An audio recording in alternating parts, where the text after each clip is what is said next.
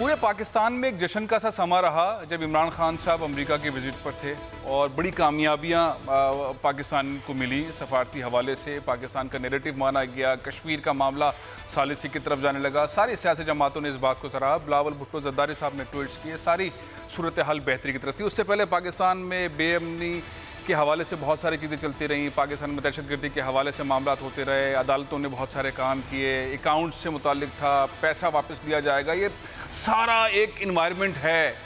लेकिन साथ साथ महंगाई जिसकी वजह से डॉलर बहुत ऊपर गया, लोगों के ऊपर बहुत ज़ोर आया है, कारोबार ज़िंदगी रुका हुआ है, गवर्नेंस मैनेजमेंट टाइप की चीज़ पाकिस्तान में नज़र नहीं आती। इमरान खान साहब का जो दावा था कि पाकिस्तान को तब्दील करेंगे, तब्दीली लेकर आएंगे, वो तब्दीली ग्राउंड पर नज़र नहीं आई।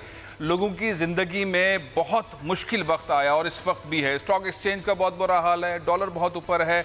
हर सूबे के अंदर देखें तो एक इनारकी सी टेंशन परेशानी वाली बात है, ग्राउंड के ऊपर डिलीवरी नहीं है। पीटीआई की 2 सूबों के अंदर हुकूमत है, वहाँ पर लोकल गवर्नमेंट सिस्टम वो लेकर आ रहे हैं। पंजाब के अंदर एक नया लोकल गवर्नमेंट सिस्टम आ रहा है, केपी के अंदर आ रहा है। केपी के अंदर बड़ी कामयाबी इस बात की हुई कि फाटा को केपी से इंतज़ाम के बाद वहाँ पे इंतखाबात हो गए, बहुत अच्छे इंतखाबात हुए, पुरअमन इंतखाबात हुए। अब वो एक सिमत पे चलेगा।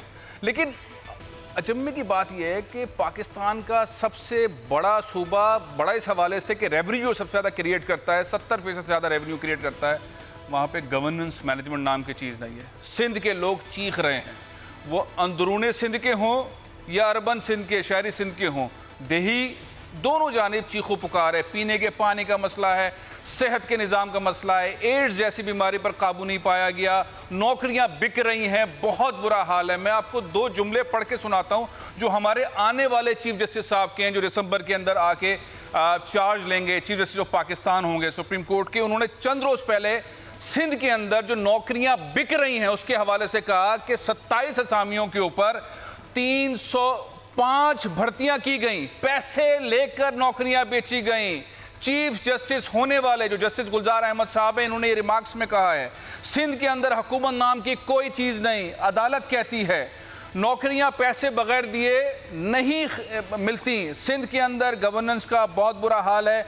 सज्जाद अली शाह साहब जो सिंध के पहले चीफ जस्टिस रहे हैं, अब सुप्रीम कोर्ट के अंदर है, उन्होंने कहा है कि कोई भी सिंध के अंदर नौकरी बगैर पैसों के नहीं होती। ये रिमार्क्स किसी सियासी जमात के जलसे में नहीं है, ये रिमार्क्स किसी लीडर की नहीं है, किसी प्रेस कॉन्फ्रेंस के अंदर बात की हुई नहीं है, ये पीर साहब पगारा नहीं कह रहे हैं, ये मुस्तफ़ा कमाल नहीं कह रहे हैं, ये मुत्तहिदा कौमी मूवमेंट का कोई लीडर नहीं कह रहा है, ये जमात इस्लामी का कोई लीडर नहीं कह रहा है, ये अदालत कह रही है। और अदालत भी पाकिस्तान की सबसे बड़ी अदालत।